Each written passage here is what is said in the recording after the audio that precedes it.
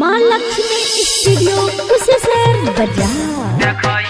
DJ ओम शंकर परसा हरभिंडा।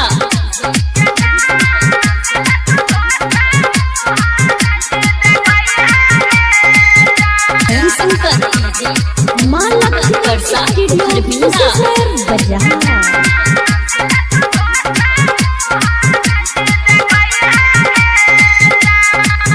हाँ जिंदगी में तोरे से हम अकलियो प्यार गे आको के बाद नाम हमारा हगला ससुरार गे।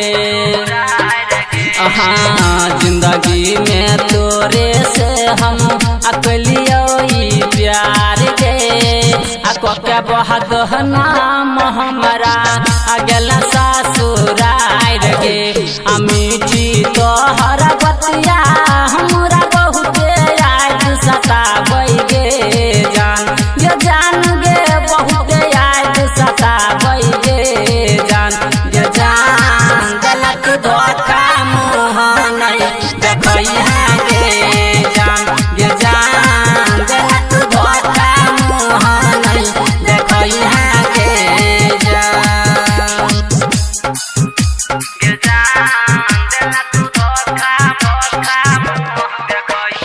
डीजे ओम शंकर परसा हरभिंडा।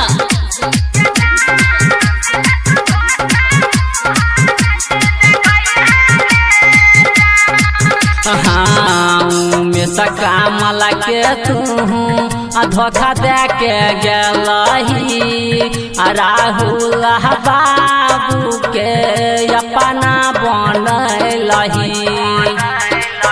हाँ में सकामल के तू धोखा दे के गलही राहुल बाबू के अपना बनलही।